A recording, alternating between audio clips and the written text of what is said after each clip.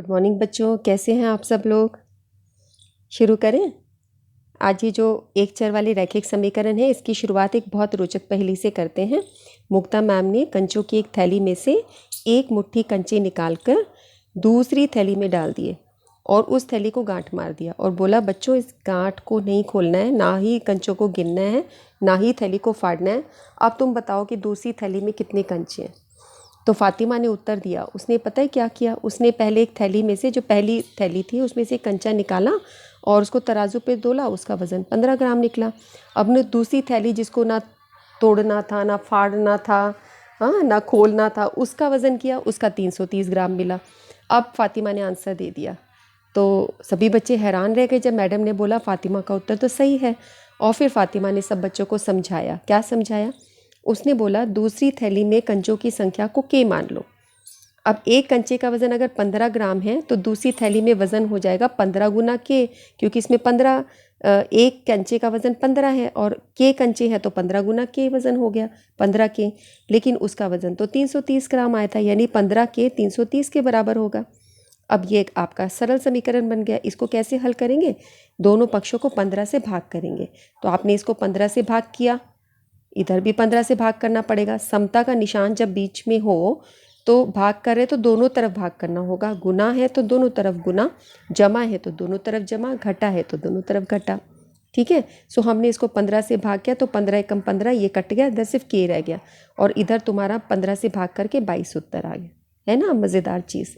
तो तराजू आपका समता का प्रतीक होता है। जैसे मैंने बताया, दोनों पक्षों में जोड़ बराबर संख्या का करा जाता है, या घटा भी दोनों तरफ बराबर, या गुना या भाग, ताकि दोनों पलड़े समान रहें। एक और उदाहरण करते हैं। रवि के पास मीना से 5 पेंसिलें अधिक हैं। मीना के पास कितनी पेंसिलें हमें नहीं पता, मीना की पेंसिलों को हमने पी मान लिया, और रवि के पास 5 ज़्यादा है तो पी जमा 5। यदि दोनों के पास कुल 19 पेंसिलें हैं, यानी पी और पी जमा 5 दोनों को जोड़ोगे तो 19 आएगा। ठीक है। रवि और मीना के पास कुल कितनी पेंसिल है ये पता किया जा रहा है। मीना की पेंसिल को हमने पी माना तो रवि की हो गई पी जमा 5, क्योंकि 5 ज़्यादा है। अब इन दोनों को जोड़ेंगे तो 19 आना चाहिए, और पी जोड़ा तो 2p हो गया, तो 2p बचा 5 इक्वल टू 19, ये आपका बन गया। ठीक है। उन्होंने क्या किया है, दोनों तरफ 5 घटा दिया, तो यहाँ से 5 कटा और 19 में से 5 गया तो 14 बचा, तो 2p इक्वल टू 14। अगर मैं यहाँ 5 यहाँ से घटाऊँ और 5 यहाँ से घटाऊँ तो यहाँ 5 हट जाएगा, इधर 5 हट जाएगा, इधर रह जाएगा 2p इक्वल टू 14, ऐसे रह जाएगा। ठीक है। अब इसको दोनों तरफ 2 से भाग कर दिया, क्योंकि अब हमें 2 हटाना है। यहाँ भी 2 से भाग किया, यहाँ भी 2 से भाग किया, तो यहाँ रह गया p और उधर रह गया 7, यानी p की वैल्यू 7 आ गई। यानी मीना के पास 7 पेंसिलें हैं और रवि के पास 7 जमा 5 12 पेंसिलें। इस प्रकार से सरल समीकरण हल किए जाते हैं। अब मैं आपको ये जो सारी चीज़ लिखी है, इसमें मैं आपको बता देती हूँ। अगर समता का निशान यहाँ पर हो तो क्या करना चाहिए। अगर कोई जमा की संख्या है तो इधर जाके घटा हो जाती है, अगर कोई घटा की संख्या है तो इधर जाके जमा हो जाती है, कोई गुना की संख्या है तो इधर जाके भाग हो जाती है, और कोई भाग की संख्या है तो इधर जाके गुना हो जाती है। ठीक है। तो हम ये बोलते हैं कि प्लस जो है वो माइनस बन जाता है, माइनस प्लस बन जाता है, गुना भाग बन जाता है, भाग गुना बन जाता है, अगर बीच में समता का निशान हो और हम संख्या को उधर ले जाएं। देखो पहला प्रश्न देखते हैं। जैसे y माइनस 7 इक्वल टू 27 है।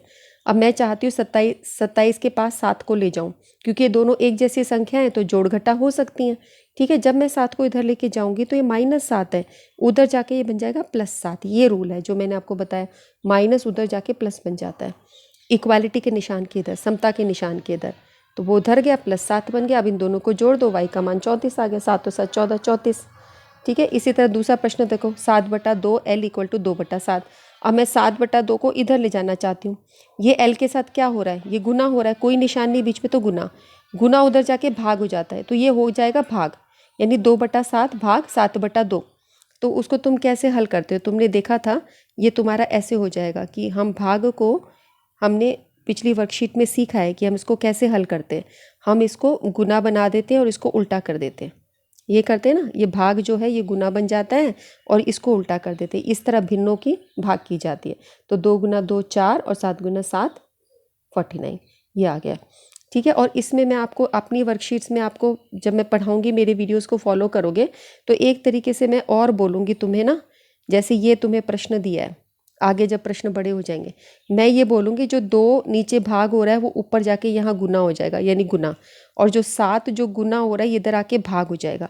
तो उस हिसाब से ये ऊपर चला जाएगा तो ये ऊपर 2 रहेगा, और ये नीचे रहेगा तो ये 7 आ जाएगा। तो फिर तुम देख रहे हो कि ये 4 बटा यही आएगा। तो मैं आपको इस तरीके से भी इसमें बता सकती हूँ।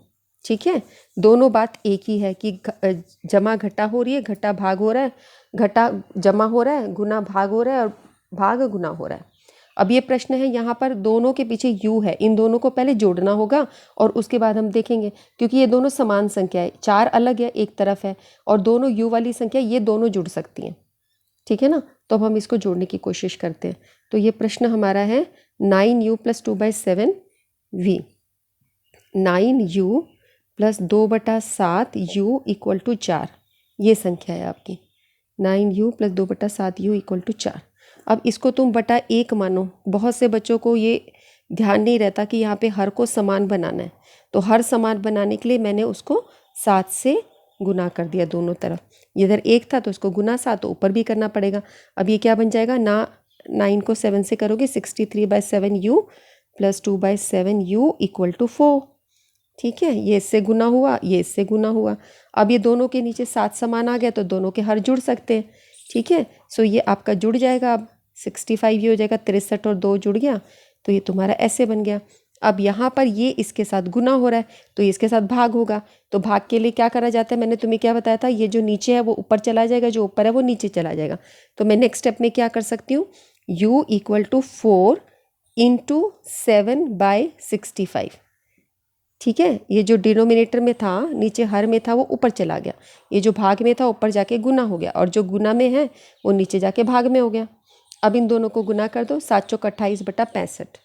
ठीक है, सो ये तुम्हारा उत्तर आ गया 28/65, ये उत्तर आ गया। ठीक है, और अगर ये समझ नहीं आता तो इसी स्टेप के बाद मैं तुम्हें बताती हूँ कि तुम ऐसे भी कर सकते हो, कि इसको ऐसे कर सकते हो, u = 4 / 65/7। जैसे ये जो था तुम्हारा, u को यहीं छोड़ा, ये तुम्हारा पूरा गुना हो रहा है। अगर तुम इसको ऐसे मानो तो उधर जाके भाग हो गया, तो 4 भाग। अब इसको क्या करोगे, भाग को गुना बनाओगे और इसको उलट दोगे संख्या को, तो ये तुम्हारा बन जाएगा 4 × 7/65, और ये फिर क्या बन गया, 28/65। यही पीछे आंसर आया था बच्चों, 28/65 यही था ना, 28/65, और इधर भी वही 28। तो आप चाहे ऐसे फॉलो कीजिए, चाहे आप ऐसे कीजिए, आंसर सेम आ रहा है। ठीक है बच्चों, सो आज की वर्कशीट में आपने ये सीखा कि कैसे रैखिक समीकरण को हल किया जाता है। ये भी बहुत इंपॉर्टेंट टॉपिक है, जो भी आजकल वर्कशीट में चल रही है सब बहुत इंपॉर्टेंट है। इस काम को करो, पिक्स टीचर्स को सेंड करो, अपनी सेहत का ध्यान रखो, कमेंट सेक्शन में कमेंट करो, वीडियो को लाइक करो। हम लोग फिर मिलते हैं बच्चों, तब तक के लिए विश्राम और नमस्कार।